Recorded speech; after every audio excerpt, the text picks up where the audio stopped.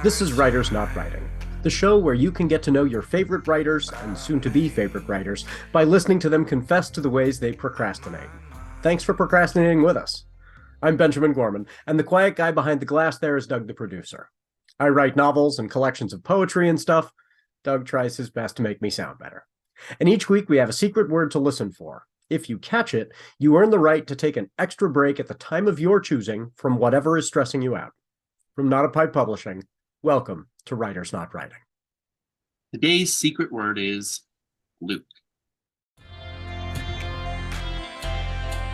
If I take my time. Welcome, everyone. Today's guest is Jody J. Sperling.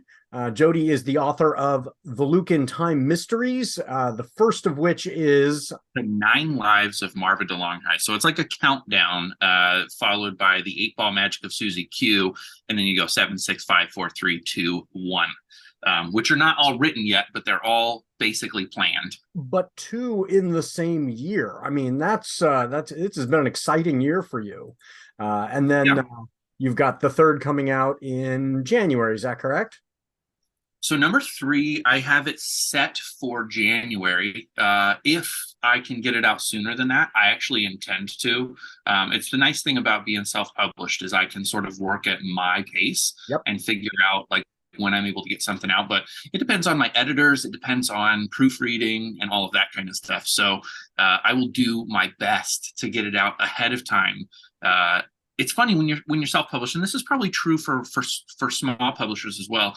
But like the faster you can put stuff out, the more Amazon itself will boost you. And so I'm always thinking about that, but I'm also very hyper aware of quality. I never want to publish something that's a little bit too undercooked. So it's a hard thing to juggle, in my opinion. That is exciting. And you're also the host of the TRBM podcast for readers and writers. I've been a guest on that show myself. Great show. And that show has really evolved too. It used to be very, very marketing focused, and then it's really broadened. And so that's been a fun project. Tell everybody about that a little bit. It has been a fun project. So in the pandemic, like so many people, it was a time of dynamic changing for me. And I left a job selling direct marketing mail to companies and went out on my own. I founded the podcast called Create Collaborate. I'm not even going to tell you how stupidly I chose to spell that, but I really failed in every way imaginable. And so I took a course with somebody. It was a little bit of a scammy kind of thing, but it did help me to understand, to niche down, focus on something. And so I turned it into The Reluctant Book Marketer, TRBM. And then when I realized I wanted the podcast to do more and kind of like go different directions, I made an inside joke by calling it TRBM. And the intro always says, what does TRBM stand for? And every week it changes. So I really want people to enjoy the playfulness of that. Yes, I've got a friend who's in a band that is, now I'm blanking on the acronym, but they never tell anyone what the acronym stands for. Right. They know, I think. Yes. But it just changes every time. Gosh, now I'm blanking on the name. That'll come to me. I'll put it in the show notes because, I'm old, but I can look it up. But a friend of mine, Ed Probst, plays with this great band, and DTW. I was going to say, I knew it. DTW. What does DTW stand for? It's like TRBM. We don't know. So, Exactly. Folks show up each time for each show going, this is my guess. So they've made it a thing. Yeah. So before we go any further, the folks who are watching already know, and they're going, are they going to mention those costumes? But the folks who are listening cannot see us. So we have to tell people, we always dress up for this show. What did you choose to wear for your costume for this show? So I wanted to look like Tommy Lee. So I'm shirtless right now. I'm all tatted up. I've got my nose ring in. That really hurt just for a costume, but I am 100% committed to this. So, and I've got really nice mirror lens sunglasses. I appreciate the dedication. I confess I am not as dedicated. I wanted to go with Slash from Guns N' Roses, but I didn't want to shave the beard. So I have the wig, but also my beard. And so I am just a solid ball of hair. Like there is very little of my face. ZZ Top meets. Yes, ZZ Top and Slash. But I am really enjoying having hair for a change. It's been a long time since I've had hair, and this wig, it's a little warm, but it's a lot of fun. This is a lot of wig under this top hat here. So yes, I've got Slash going on, and you've got Tommy Lee. Yes, this is a very rock and roll, but like late 80s, early 90s. We were betraying our ages a little bit too. Yeah. So what has been a distraction that has been keeping you away from your writing recently? You know what's really funny is that I'm kind of looking back at my past self, wink, wink, and realizing how exactly accurate it was that I was thinking Tears of the Kingdom, the video game that just came out in the Zelda series, was going to be distracting me from writing. And that's so true. We just bought it a week ago, and I have been playing it nightly when I should be reading books. So I got to like get disciplined and get back to my reading routine. I can't not play Zelda for a little while. It's really bad. You are not the first guest who has mentioned not just games, that very specific game is like, so you're in excellent company. I mean, that game is totally taking folks. My son has, I don't know that he's beaten it. Who's the big final boss that you fight? What's his name? Ganon. Yes, I don't think he's gotten through to the boss, but he could. He's just enjoying being in that world, and building things, and So yeah, it's that. And how old are your sons? So my oldest will be 11 here in just about a month, and then my middle will be 10 right at the turn of the year, and then my youngest will be 8 in January. So they are, the sweet spot age too, to be. Are you all, fighting over the console? Who gets time, or is it a good co-op kind of game? No, it's definitely not. It's a single player, and what we do in my family, and I'm really happy about this too, is that the boys are allowed 30 minutes a day in the morning, and then if we have time, depending on our schedule, they'll get another 30 minutes at night. So they'll get 2 30-minute blocks each day. We're really strict about the time with them because we want them to experience life. And they're good about it. The actual issue is that after they go to bed, it's not uncommon for me to play for 3 hours, and it's midnight. Oh no. Yeah. That was where my strictness with my son fell apart, was where I was like, I am a hypocrite. I am playing for way more hours than he is. And so as he got older than your boys, then it became like free for all. And so he is, and as long as his, it was like grades stay up, actually the video game thing prepared him and saved him during the lockdown, because he had built this friend group. They would all be on Discord, and then they would be on their headsets, and that was something they did beforehand when he wasn't in track practice and swimming practice and everything else. So when we went into lockdown, he was like, this is kind of great. I just get to do this thing that I do, and I'm hanging out with my friends, and I'm being social, and I'm totally fine. And I'm this, social butterfly. And so I was miserable. I was like, but I need people. And he was like, I got my people. I'm good. So they live in a different world, and he was prepared for it, I love that. So what has been catching your eye in terms of the news? Okay, so it's funny because I have a family member right now who will go unnamed, but the family member was able to lose a whole bunch of weight fairly quickly after struggling with it for a long time. There's a new weight loss drug out there that's not Ozempic. I can't remember what it's called, but I believe that's the one that the family member is using. And as funny as it is, that's really what I focus on and think a lot about, because again, going back to the pandemic, I was one of the ones, I think with many people, who made a bad choice to really loosen up my eating habits. I was home all day. I was working a W-2 at the time for about half of the pandemic. And so being home and working, it just was so easy to reach and eat and snack and maybe pop a drink at 3 o'clock instead of 5 o'clock. And before you know it, I've got a dad bod plus. Yeah. And so I think all the time, if I could get a weight loss drug, that would be amazing. I went the other way. So sank into a depression. And one of the functions of my depression is I then don't eat. And I lost a bunch of weight. And then, and worrisome. I was like, and then, my life has gotten much better. I am engaged to a wonderful partner. Everything is going really well. And I am putting it on. Part of it is when we started dating, she was the manager of the local Italian restaurant, and so every night she'd get off work and bring home pasta, and it was delicious carby food. Yeah, it was a lot of fantastic pasta. So yeah, we're trying to be a little better now, but yeah, Yeah, I've got some ground to make up there. yeah. So what about for hobby? What is a hobby that's been taking you away from your writing lately? All summer long we sit at the lake. So I guess I mean I got lucky in more than one way when I got married because my wife is amazing. We're best friends, and I just I know so many guys that I grew up with who married for looks or something else, probably just looks, and didn't really think deeply about what was going on. And my wife is beautiful. I'm not saying she's not beautiful, but really she's my best friend.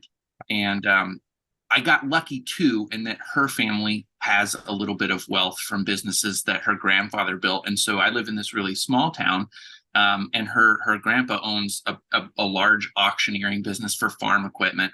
He was able to dig out a little lake and a well. And so we have a private lake that my in-laws have, and we go there every single weekend during the summertime. Kids ride around on wave runners, boats, swim around, tube. There's a little shed with a bathroom. I mean, it's like a luxury getaway every single weekend. I'm a very, very lucky person to have married into it because I certainly don't have that kind of money. But we take full advantage. Is it stocked for fishing too, or is it Yeah. yeah. It wasn't until last year. So interestingly, the lake, it got so hot here. Thank you, climate change. Hmm. It got so hot here that the oxygen levels at the bottom of the lake depleted. It flipped, hot water and cold water reversed, and then all the fish died. So it smelled like the Seattle fish market for like the last month of the season last year, and nobody can catch a fish this year. And that's actually true of almost all lakes in Nebraska right now, especially eastern Nebraska where we live, is that the water, a lot of places flipped and deoxygenated and fish died everywhere. So it's This is been one of those things. People don't understand the way climate change is going to manifest in different places. And so yeah, they're saying, here in Oregon, it's, fires. We're going to right. have terrible fires. And then, yes, Yeah. you're going to have these lakes that are uninhabitable, but Mhm. for fish. And then, you're going to have these terrible storms on the East Coast. Like it's going to Yeah, manifest in all these distinct ways. And if we're right. not willing to be sympathetic to one another and say that is your way, we're saying, oh yeah, I don't, who cares that people who bought $1 million condos in Miami can't live in them, Right. they're underwater, but I don't have my forest because it burned down. Yeah. Like this is Yeah. all the same thing. We're all kind of losing right now. I know it's really crazy. And I think it's equally crazy in terms of climate change that our understanding of what moves the needle changes a little bit. We know some things like obviously automobiles really hurts, but there was a long time where I thought solar panels were the way. And so I have solar panels on my houses thinking that was going to help, but actually the cost of building solar panels from an economic climate perspective is almost worse. It's like there's just not a lot of good solutions. I know this is not that podcast, but I think about No, climate. this is the kind of thing that I think we as writers, it's funny, we talk about, I always ask about what's been going on with you, and then it always gets to stuff that's bigger, and that's good. Like we should be full people when we're not just saying this is the story I'm crafting, but like I need to understand the world around me because my Yeah, characters live there, and so I think it's totally legitimate, and I'm a voracious consumer of the news, sometimes to yeah, a fault. My yeah, son will say it's a little too much with the politics, Dad, but I'm like, this is the world we live in, and then I freak myself out. But yeah, yeah, it is scary. And so having the ability to go, I need to step away from this and go to the lake, I think it's yeah, really healthy. yeah, absolutely. I can't agree more. Yeah, yeah. So and is it just hanging with the kids and you know? Yeah, for the most part. I mean, it is a smaller community, so you have a lot of, and that was, I think, one tough thing about moving here.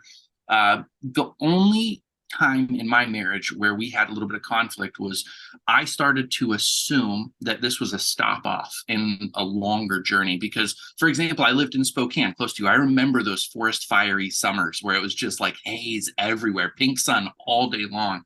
Um, and I got my graduate degree there. I really expected that we would be traveling, living new places, frequently kind of exploring the world. And when we came here, I think she felt like this is our forever home, and we'll travel and vacation a little bit, but this is where we're planting roots.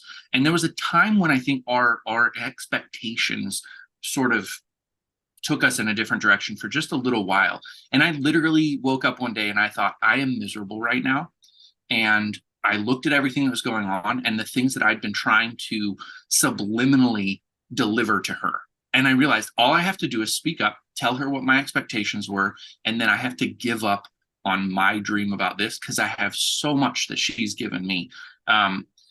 This is a longer answer than you asked for, but again, No, that's I was able to leave my job, and she's in support of me being a full-time writer when I'm losing money on a regular basis to try to make this dream happen right now. And she's never once said, "Hey, you selfish bastard." Sorry if they're, you know. I mean, first of all, before we get too far, where did you go in Spokane? Because I went to school at Whitworth. I was. Oh, no kidding. Yeah. Oh, do you happen to know Tom? What is his last name? He was the poet laureate for a little while. Tom. Let's see. It'll come to me. Yeah. Lanny is his wife, Tom and Lanny, and he teaches at Whitworth, but he was in the poetry. So if you didn't happen to like cross over, anyway. Well, and you know, I was there for my undergrad, so he might not have been there yet. That's true. But that's so. Were you at Gonzaga or Whitworth, or where were you at? No, EWU. I was at Eastern Washington, Yep. and so the actual campus is in Cheney, but I was at the Spokane campus because it was where the grad school was. So I had Greg Spatz and Sam Ligon. Amazing experience. Expensive for grad school, but I really value what I learned there, and especially just getting to know that area of the country. Is a lot of people assume that Washington and Oregon is completely luscious, like green and everything, but that side of the state, it's pretty arid. Yeah, it's like so my folks went to Whitworth as well, and my dad grew up in the Bay Area. And so when he was going off to college in Spokane, he had never visited in person. He'd seen like the brochures where they take a picture of the two trees on campus, you know. Yep. And so these the students that he was writing with were some other, you know, some sophomores, juniors were taking this freshman up for his first time. He was carpooling with them up to school for the first time on his own, you know. I mean, which kind of terrifying to think, you know. And they decided to play this joke on him as they were driving through the Tri-Cities, which I call the Dry Shitties. They told him this was what Spokane looked like. And as they're driving, he's getting more and more and more freaked out that this is going to be just this wasteland compared to, you know, the you know, he lived in very lush green part of the Bay Area, you know, and then, you know, you come over that ridge and suddenly it is pine forest, but it's very, very different than the western sides of the state. I'm on the west side of Oregon. It's very green. You go over to Eastern Oregon or Eastern Washington. You're Eugene, right? I'm in Independence outside of Salem, so I'm okay, halfway between Portland and Eugene. But it's you know, this state is, and Washington is similar. They're very divided, both culturally as well as you know, in terms of the weather and the, you know, I mean, it's a different place over on the east side, and it makes the state kind of a purple state in terms of its culture. Too. Yeah, like, absolutely. It's not homogeneous. So, and Spokane's just a very, you live there. It's a very weird place. Like, why does this city still exist? And not just as a small town, it's 1 million people.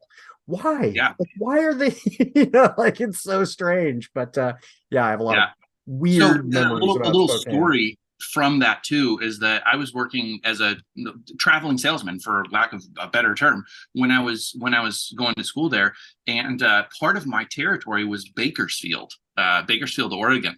And like, when you talk about the different kind of like cultural class, Bakersfield is the meth capital of the world, as far as I know. It is very, very Republican, you know. And so I would go there and I would deliver sunglasses and supplements, lighters, hats, gloves, and all that stuff to the Maverick gas station in Bakersfield. And they bought more Bic lighters for me every time I went than any other gas station, hands down. But the hilarious thing is that there was goat farmers who were grazing their goats at the top of the like hills. They're not really mountains, hills in Bakersfield, and they were pooping in the rivers, and they had to shut down their water supply because there was a toxic, deadly substance in goat poop that they were pooping in the rivers. They had to shut down their water source and get that figured out when I was living there. I thought that was hilarious. I was like, wow, goats took over the town of, and I may be saying, is it Baker City, not Bakersfield? Yes, Baker City, yeah. Baker City. Sorry about that. And there's actually Baker City and Baker, and they're distinct. Okay. You know, I mean, yeah, but we've got creative naming conventions here in Oregon. Not only Baker and Baker City, we have boring. Yes. We have, you know, yes, Baker City. Yeah, it's a very different place than and I'm in a small agrarian town here on the west side, so even that's got that kind of purple feel of, you know, well, it's a small town, but we've got a university and we've got a, you know, pretty diverse population ethnically and politically and that kind of thing. So I really like independence in that way, it's, you know, I'm like you. I did not expect to live here for I've been here for 20 years, and I'm a big city guy, you know, at heart. Like, grew up in San Diego and Cincinnati, and, you know, even Spokane, much bigger than here in Independence. But you know, the nice thing is when you're a public school teacher in a town this small, after 20 years, you know everybody, which is great. I love the people that I've gotten to work with and their kids. And I mean, the other day I was taking my dog to the vet, and somebody walks in, and I get to see her baby, her beautiful little baby, and then say to her baby, your mother and father met in my 10th grade class. Wow. You know, and the lady behind the counter was cracking up, like, you know, you get to know them all. So there is a merit to small town communities that I have come to value, when at first I was like, I don't know if this is for me. And now I've learned to love it, you know. Totally. Yeah. The other night, I was walking my dog. So we have a Great Dane named Lyle. Which, funny story if we get to it later, but we'll come back if we do. Anyways, I'm walking him, and there's a car coming down one of the main roads in my town. There's two basic main roads, one that goes north-south, one that goes east-west. And so she's coming down, and she stops her car and sees me and says, hey, are you that author? And I said, yeah. And she's like, I saw your brochure at the gym. I was like, yeah, cool, buy the book. Yes. Oh, yeah, those in the sightings in the wild where people actually, I mean, that has happened to me only a few times in my writing career, and my first book came out 10 years ago, so it is very rare. But in a small town, people will go, I read your book, and you're like, what? So cool. That is very cool. Because that is part of the point. Like, we are trying to engage and start a conversation with readers, and so sometimes that disconnect of going, I wonder if anybody's reading this is hard. And when you can meet somebody who goes, I know that you're a writer, that's huge. Yeah, exactly. Now, if part of the point of the show is for readers to get to know you. And so one of the questions that I always ask is about, if you were a character in D&D, not what character would you play, but if you yourself were the actual character in Dungeons and Dragons, what would be your race and class? Alrighty. Well, I have to confess, I know of Dungeons and Dragons. I haven't seen the movie yet. I've never played it. I had really good friends who played it a ton, and I just never actually sat down to play the game. But there's this spin-off game called Munchkin. I love Munchkin. Yes, Munchkin is great. Munchkin is great because it's far less involved in terms of, you don't need to set aside a day every month or a day every week or whatever to play. You can play Munchkin in one sitting. Yeah, that's a great Yeah, so that's where I'm thinking right now. My sons and my wife and I will play in the wintertime when the lake is not available. That's one of our Saturday kind of rituals, is that we'll sit down and play Munchkin together. And Cleric is by far my favorite. It's not technically a race. I think it's a class. Yeah. So I could be anything I wanted. I could be like an orc cleric or an elf cleric. Doesn't matter, as long as I'm a cleric, because there's this one card in the deck called Divine Intervention, and if you pull it and you're at a level 9, you win the game. That's it. Yeah, you've just got to get there. Yes. Yeah. So I really love that. There's a couple other advantages to being a cleric. So my boys, in fact, will often, if I pull the cleric card, they're like, we quit, we're done. It's like, it doesn't even matter, because by the time I get a cleric, it's just such a good advantage. So now you've been ambushed. Yep. You are attacked by 3 small goblins in the woods. You are a cleric, and or cleric or an elf cleric. What do you do? Oh my goodness. Let's You're not see. yet level 9. You can't just call down divine intervention and wipe out these goblins. So what do you do? Well, I mean, hopefully I have the chainsaw of bloody dismemberment that I can fight back with. But if I don't have the chainsaw of bloody dismemberment, I hope I roll a 5 or a 6. Yep, there you go. Because I'm done for. Excellent. Okay, well, we're going to go to our ad break. And so, Doug, play that music. And when we come back, Jody, I'm going to ask you about what you've been daydreaming about lately. Today's show is brought to you by Nancy Ballard's Under Carico's Moon series. The planet Carico is short on technology and long on wide open spaces. When Seth Riley returns home to Underrim, it isn't the peaceful village he remembers. Trouble is in the wind, and the new girl in town is at the heart of it. The two of them get in the way of Jerdix, a racketeer with a torture device outlawed throughout the Interstellar Coalition. Unable to cope with what he suffered, Seth flees to a lonely camp where he becomes obsessed with taming a horse as damaged as he is. She follows, determined to help him, but immersing herself in his troubles and in the challenges of rugged terrain and solitude just helps her deny her own ordeal.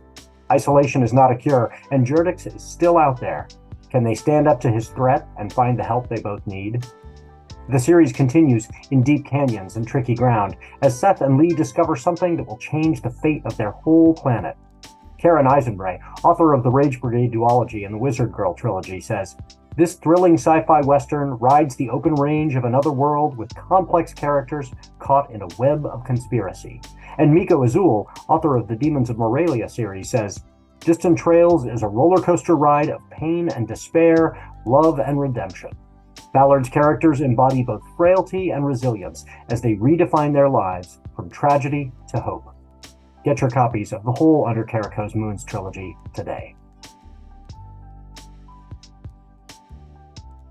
Thank you, Doug. So, welcome back, Jody. What is something you've been daydreaming about when you aren't writing lately?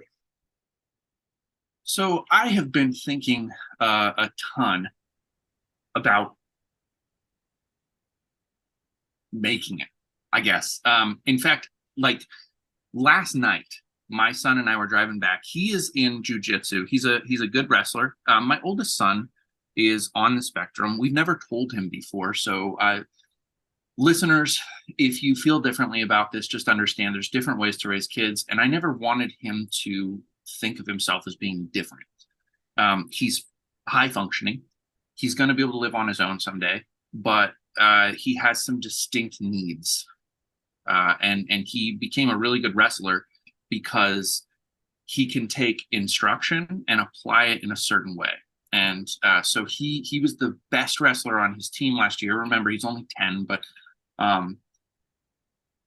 anyways, I'm just trying to set up like who he is. And so we're taking him to jujitsu in Omaha, and that's a fairly long drive. It's a 2-hour round trip plus an hour in jujitsu. Plus we'll visit some of my family who's local to Omaha. It's a long night once a week, but it keeps him up and learning skills during the off season for wrestling so that when he gets back, he's better and everything. And as we were driving back, I saw a billboard just outside of Valley, Nebraska, that there was $1 billion Powerball drawing. Yep. And so I was like, you know what? Why don't we buy a ticket? And I look at the time, and we have 2 minutes to get there before the drawing concludes, and you can't buy a ticket for that day. And so Silas is, my son, anyways, is like, try. And I was like, okay, I'll try. We're not going to get there in time. And it's late. Like I pull in, I know that it's after the time. And he says, go try. And I go try. And I only have a credit card and a debit card. And I walk in, and they had a ticket that drew before the time that somebody was not able to pay for because they didn't have cash. But I also didn't have cash when I walked in. So I said, let me go see if I can scrounge up some change. And so I went and I scrounged up the change, and the whole way back from there, about another half-hour drive, plus we picked up some groceries. It's like, we're just talking about what life would be like if the money pressures were gone and you could just live your best life. And so I think this is a really long, convoluted way to tell you a little bit more about me, but to also say that money is a hobby for me, in that I believe the best life you can live is one where you're free of the pressures of thinking about money. If you can get to that place, it doesn't mean you're wealthy. It just means you understand the economy of your family and your future enough that you just don't think about it. It's all set and go. Yeah, which would really be the opposite. So I'm totally with you. When the the lottery was at $1 billion, my fiance and I went out and got tickets. And here's my feelings about the lottery. Buy one ticket, because what you're purchasing is the entertainment of an evening of talking about what you will get to do with the money. And it's totally worth that, whatever, a couple of bucks, so you can sit around and go, what if? And that's great.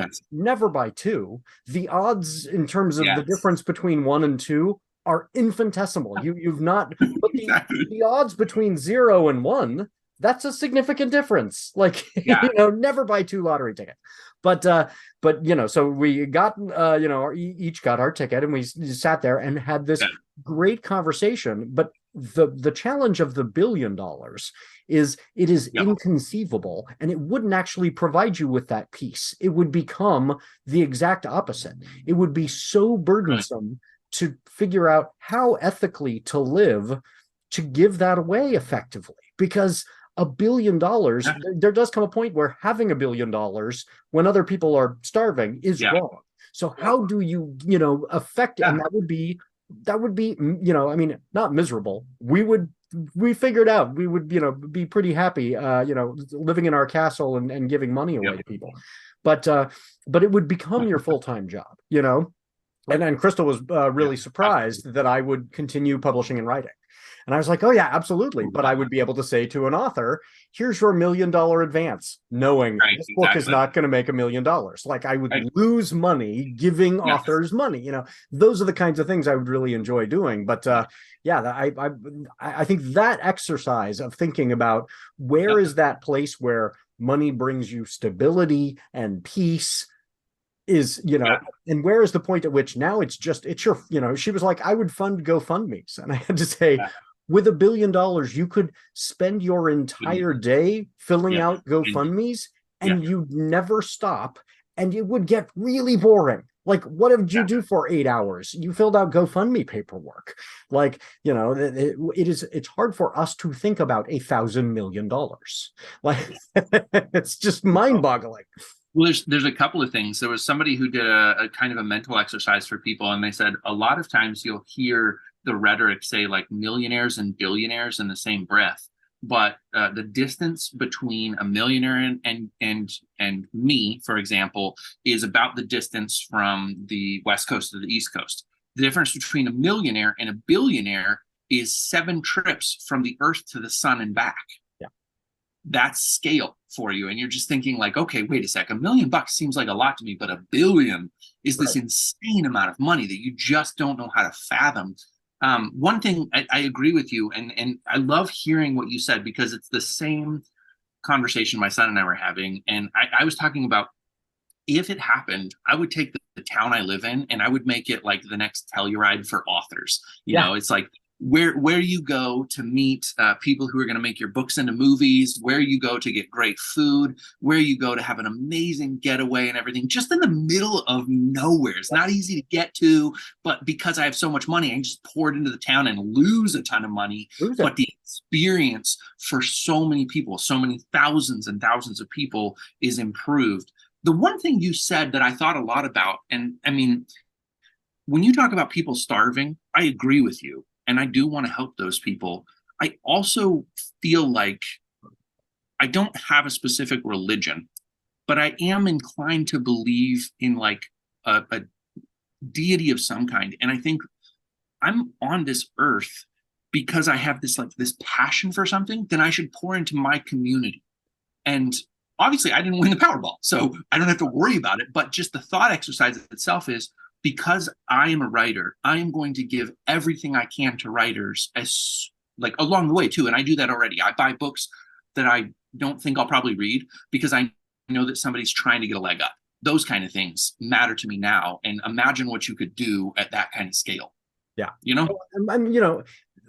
The changes that would alleviate the greatest amount of suffering are not something any single billionaire can do. Like, curing homelessness in this country would cost $20 billion.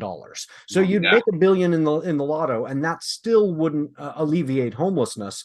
but it is half as much as the US military spends on Viagra.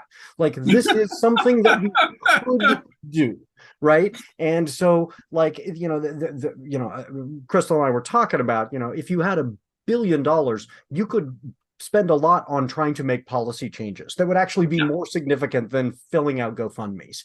That you could help a lot of people in that way. But you're right. I would spend a lot of it on, my dream would be a castle that's a writer's retreat.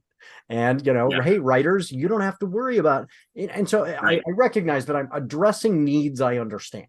Like, these are the things that I wish somebody, when I was an undergrad in college and somebody come along and said, hey, would you like to just have a place to write for the next, however long you need? I mean, that would have been wonderful. That's a need I can fulfill. Whereas, how to most effective, the Gates Foundation, I have a friend who's an engineer in Seattle, and she worked on designing the buildings for the Gates Foundation. So this wasn't for Microsoft, the company. This was for the office buildings where the people work who were just working full time to try and figure out how to disperse the money. It is a massive enterprise to try and get involved in philanthropy. And I'm like, that's not my calling. Like, that's not what I want to do with my life, is work for the Gates Foundation. And the people who are doing it, great. I'm glad that there are people working very hard to solve all these giant global problems.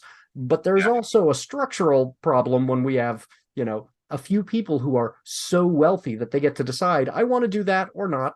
Or maybe I'll, I mean, the wealth inequality there does come a point where it is unethical. And that's, I think, something you're hearing more and more. People are, starting to recognize there is no such thing as an ethical billionaire. Like, if you have $1 billion, you are doing something wrong when other people are suffering. But because that billion is so hard for us to comprehend, if somebody came to you and said, I want to offer you $1 million, you'd be like, this will change my life. And if somebody said to you, I want to offer you 745 or 746 million, you'd go, that million doesn't matter. Wait a second, that million just changed your life. Yeah, but that million is irrelevant now. And so these folks are so wealthy that the amount of money that they could change people's lives with is, irrelevant to them. And they live in a different world. And that's something that, will need to be addressed. So, do we have like the time and place to just have a thought exercise? Because I really, this conversation fascinates me, but I don't want to stop along the way if we need to get something. Oh no, go ahead. Yeah, go ahead. I mean, your schedule is the one. So if you've got time, I've got time. Good. So for one, I discovered a book called The 10X Rule by a guy named Grant Cardone. You may or may not have heard of it before. He wrote a follow-up book called Be Obsessed or Be Average. And it's my belief about my own life that the only way to get my books out to the number of readers that I dream about and like envision is to do really uncommon things. And so I'm trying all the time to do things that will produce outsized results. But he is a guy who in his childhood came from an impoverished family. He's that story, he becomes a billionaire. I don't need to tell his story. You can go if you're interested in hearing him, but he becomes a billionaire. And he is, I say this, I've said it on my podcast before when talking with other people, he's a douchebag. And I think he's almost unapologetically so. His perspective on the world is really skewed toward anybody who's not obsessed is average. And so he's hard on people who don't work hard, and he doesn't understand that there are barriers between them and what they want and mental health and all of the nuances that go into it. And so I understand that, and I'm always really cautious when I recommend him. There's something about that particular story and what he created along the way. So there's this thing called Cardone Capital. I'm not like I don't get a kickback for it, but what he does with Cardone Capital is that he gives access to everyday investors like you and me to invest in giant real estate projects, even though you're not an accredited investor, and the returns are consistent compared to like the stock market. So where I think the biggest unethical push in the world comes from is putting your money in a 401k. If you have a 401k right now, you are in trouble because you're at the mercy of the market, and multiple times in your life you've seen it go kaputs. My grandma had to retire when the market was down. And anyways, I need to stop. Like I told you, money's a passion of mine, and I'm frustrated with the world that believes in the stock market. And then a billionaire like Grant Cardone comes along, and I agree with you, he is a douchebag. I don't, and not to make excuses for somebody like that, but there is a part of me that understands. So when my fiance and I were talking about our if we got $1 billion, one of the things that she was at first talking about was she owns a store, a retail store in Salem, and her first thinking was like, oh, I would maybe do this for the store or that for the store or this, and I was like, why? Like, what is the point at that point? If the store is successful, she runs bricks and minifigs, she sells Legos. If you sold more Legos, you already have $1 billion. And I'm sure somebody like this Cardone guy didn't at one point have $1 billion. And so he got into the mindset of, buy for one, sell for two. Like that is the way that retail works, right? And then once you're successful enough, it's very hard to stop and go, I don't need to buy for one, sell for two anymore. I have enough.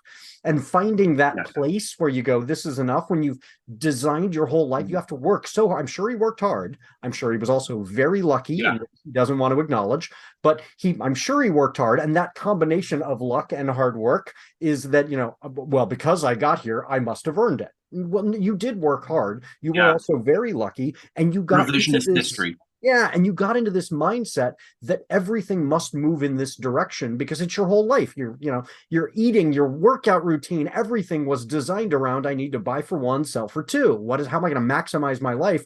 And they have a really hard time going, and now I can stop. I'll bet if he stopped, he would see himself as a loser. Like he can't change his mindset to go, I have achieved sufficient amount of money, and so these people cannot stop themselves in some cases, which is kind of sick, like it is. It'd be interesting to see a guy like him. And in some ways, when I mentioned Cardone Capital, the reason I like it is because, for example, my mom moved her money out of the stock market into Cardone Capital, and she doubled her money in a 3-year period, which is like clockwork. That's good. And that's really cool. It's cool to have a place for an everyday person who had a 401k to be like, you know what, I'm tired of the risk.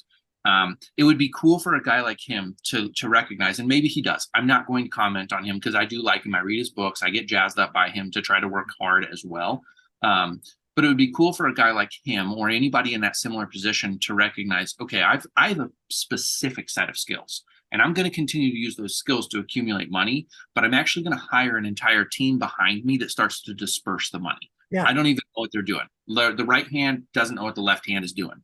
Right now, I'm just going to build that money and it's going to go somewhere. I have no clue where it's going, but I know for sure I can do this and they can do that. Wouldn't that be awesome? Yeah, that would be, and that's an interesting kind of solution to it, because I think a lot of the problem is in our system. And I know that, for example, we have a lot of folks who are going off to Harvard, Yale, Princeton, Stanford, these schools who could be the brain power that could do things like curing cancer, and instead are learning how to create an algorithm that moves a little bit faster than the market and a little bit faster and collects a little more data over, customers, habits, so that they know us a little better and can sell to us.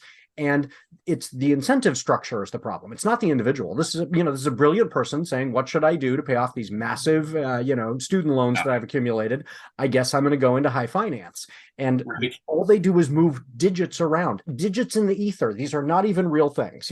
They move ones and zeros, and they make a little bit more money. And it's totally, I don't want to say totally useless. It may benefit some people in some tiny marginal way, but mostly it's just moving stuff people around. who've already been benefited. It is the same thing that we talk about all the time when we get really angry about. I'm really angry. I'm getting a little bit hyperbolic, but it's frustrating to know that Brad Pitt can walk into a restaurant right now and not have to pay because someone's going to give him his meal for free because he's Brad Pitt. And you're sort of like, this is the point in your life where you should actually not have to pay. You should pay double. Right. Yep. Absolutely. That staff should be so well tipped tonight. Somebody bought me my dinner and I turned around and paid 3 times as much in tips. Yeah. Like, and maybe he does. I'm not saying Brad Pitt. Maybe he does. Yeah. Not Brad Pitt specific, but that mentality of we take care of the people who need the least care, and the people who need the most care they're sitting outside the restaurant and somebody's saying you're not allowed in here. And so there is absolutely a disconnect, and it has to do with people who, it's not the individual. Like, it's not that Brad Pitt is sitting around going wah ha ha ha ha, right? It is structural. And Right. Addressing that involves a lot of people having kind of a mental shift. And I like that this idea of, to be a billionaire is unethical. I think we need that to catch on, so that people go, oh, there's got to be an end point where you're benefiting others, because if you're just trying to be the richest one, that's not something we laud anymore. It's something yay for you, you've got 40 billion instead of 50 billion. Who cares? Like, Right. that's actually bad. What did you do for anybody? So that's I 100% agree with you. my socialist rant for the day. Yeah, I love it. So, okay. One of the things we do on this show is we have a poll that I then post on, all the various socials. And so this will be on Twitter for sure, and Facebook and stuff. What is your idea for our poll for this next week? Okay, let's see. So I apologize. I'm looking at it right here, but where did it go? Can't find it. And I'll cut this, but it's segment 7. Okay. So if all insurance salespeople were turned into ducks, how often would you eat duck weekly? Nice. I once sold insurance, and I do not disagree with this question. I was an insurance salesman once upon a time. Actually, I was an insurance salesman and then went worse. So when I was working for Prudential, I was doing good in the world. I was helping, middle-class folks get like car insurance and homeowners insurance, right? And then I was like, no, I need to be more successful. I mean, this goes back to our point about successful. And I went to work for Merrill Lynch selling stocks and bonds. Yes. And found, hey, I am making incredibly wealthy people a tiny bit wealthier. This doesn't feel good at all. Like, and that got out of that. So and I got out just before the economy crashed. So that was lucky too. Yeah. Merrill Lynch doesn't exist anymore as a company. Yeah, right. Not my fault. I was out first. I did not crash Merrill Lynch. I want noted for all the folks watching. So what's in your to read pile? What are you looking forward to checking out soon? I got to give a plug to my main man, William F. Gray. He wrote a book called The Devil Within Us All. I just had him as a guest on my podcast. His debut book was self-published. If I could tell you how I met him, it was just through the Twitter world, which is how you and I met. Yeah. But something about, we had a conversation. He said, can I give you my audiobook? And I said, sure thing. So he sent the audiobook. I've done this a couple times with people without a lot of success. I will say right now, while we're talking about this, the issue with self-published right now is that the gradation between good and really shitty is vast. It's hard to find the good stuff if you're not careful and know how to look for it. But so he gave it to me and I started listening, and it was instantaneous. I knew from page one, quote unquote, because it's an audiobook, that this is good. And it locked me in, man. And I literally listened to the entire book walking my dog around town. I did 2 laps around town listening to this book. Blew me away. And so I've been a fan of his. I had him on my podcast. I've done everything I can to make him big. And all I had to do was tell him, you have something special. You better know it. He works at a pharmacist, and he started really marketing his books just by word of mouth. Mm-hmm. And right now he has a traditional publishing deal with a small horror imprint, The Devil Within Us All. It is such a good book, and he deserves to go big. We can start a grass fire. I will post to that in the show notes, so folks should absolutely check that out. Yeah, I mean, part of it is, we need to do exactly this. Supporting one another is key for self-pub. But the other, I was talking to a literary agent years ago, kind of during the transition into self-publishing, and some literary agents are I want to give a shout out to agents. They actually, we have this tendency to think of them as though they're evil and awful because they're the people who say no to us the most, but they're really wonderful once you get them. And once you get one, then they're saying no to everyone else, and you're glad, because that means they're focusing on you. Literary agents are actually really, really helpful people. But I was talking, but some of them made the transition into this new world, and some of them didn't. And I was talking to this older gentleman who probably is retired now, and he was kind of bad mouthing the world of self-publishing. But his quote, which I will never forget, was, "You're wading into a sea of mediocrity." Yeah. And I was like, that's actually fair. Like, that is correct. You know, absolutely. You really are. It is a difficult ocean because there's a lot of mediocre stuff. There's brilliant stuff that is being self-published, and there's absolute garbage. And yeah, how do you get folks to find what's good? This is exactly how you share the stuff that you're finding that's good, and then people go, oh, Jody told me about this other gentleman's book. What was the guy's name? William F. Gray. William F. Gray. We say his name a lot. So Jody Sperling told me about William F. Gray. I read William F. Gray's book. It was really good. Now I need to go check out Jody J. Sperling's book because I know we have similar taste, right? And that's how we promote one another, right? Yeah. Right. So on that note, where can folks find you and your work online? Okay, so there's a couple of places, but I think probably the easiest place to find me right now is www.jodyjsperling.com. It's my name, JODYJSP as in Paul, ERLI, N as in Nancy, G.com. All of my books are there. You can get them directly from me. So one of the things that I do to try to help me succeed in this world is I self-fulfill everything. It helps me keep the most profit from my books. If you enjoyed what I was talking about, if you enjoyed kind of like the way that I think about the world, you're probably going to enjoy my books. I have a girl's name. I want to throw that out there real quick. Jody is historically a woman's name. And so the protagonist of my series, the Luke in Time Mysteries, Luke is a woman with a man's name. That's not by accident. I have gotten a couple of bad reviews because people are like, I just couldn't buy into the fact that a woman had a man's name, and I was like, you're like, hello, I've lived this. I know. So at any rate, that's easy. If you get there, you can get anywhere for me, but I am at Jody J Sperling on every social media. It's easy to find me. I did that on purpose. And gosh, I'm just so grateful to what you are doing. Not a Pipe Publishing is amazing, and I am so excited to be a part of your world, even just peripherally. Oh, anything we can do. I mean, supporting one another is how we get through this business, right? It is a brutal business. I mean, part of it is just celebrating one another. I always tell my authors, like, they'll finish a manuscript, or they'll get a request for a partial from some other publisher or whatever, and I'm like, go out to dinner. We don't celebrate enough. Like when you were, working in an office, somebody had a birthday down the hall and everybody got cake and everybody cheered and yay. And we do this job that's very isolating. And so celebrating one another is a real key to, maintaining our mental health as authors. So yes, I mean, the fact that you've got 2 books out in the same year, I want to celebrate that. That's amazing. Like, you've had a very good year, and I'm excited to check that series out and check out the 3rd coming up. My to read this, you'll get a kick out of this. I'm looking forward to Miriam Gershow's The Local News. I just ordered it. It's on its way. But the way that I came to this was Talia Lavin, who was a guest on the show, recommended a book by Naomi Novik. There's a lot of names I'm throwing out here. I'm name dropping terribly, but recommended the book Uprooted by Naomi Novik. And somehow in my head, I got the author's name wrong.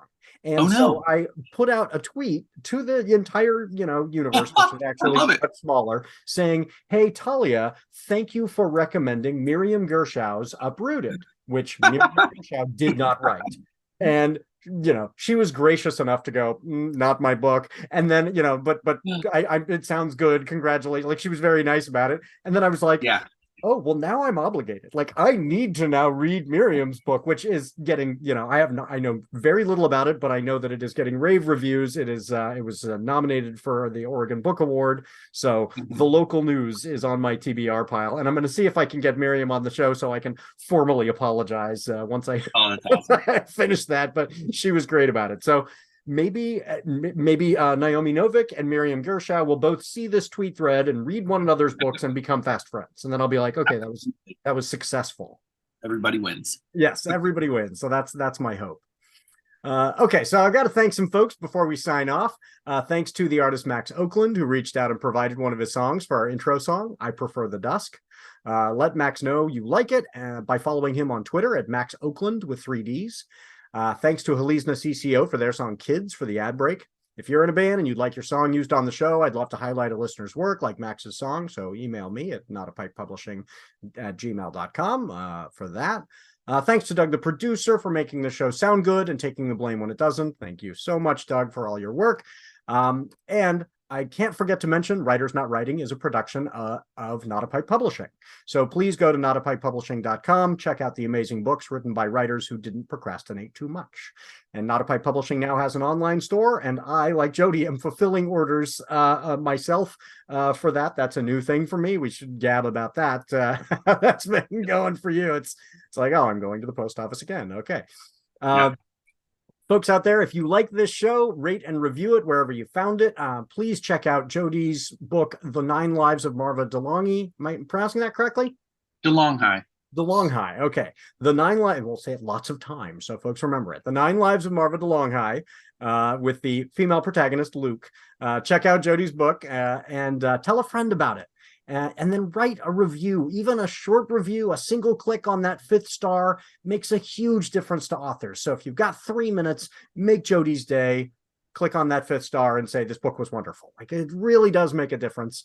And I'm too old to say smash that like button, but if you could gently tap on the like button for this show, I would greatly appreciate it. Okay, so Jody and I have a couple of things we want you to remember this week. Jody, what's your advice for everybody this week?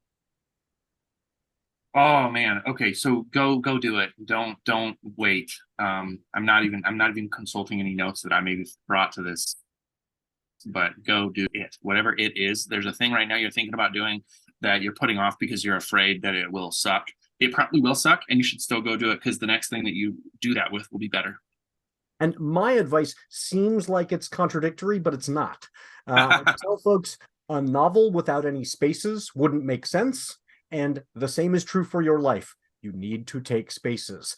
But that doesn't mean don't go do that thing. That thing that you need to do, get obsessed about it. And also take breaks. Take breaks. You need to find, I have to force myself to stop. I'll work 14 hours straight for, company stuff and my own writing. And I have to say, no, I love what I get to do. And also I need to take breaks. And lastly, no matter how much you procrastinate, we're still proud of you. Oh, love it.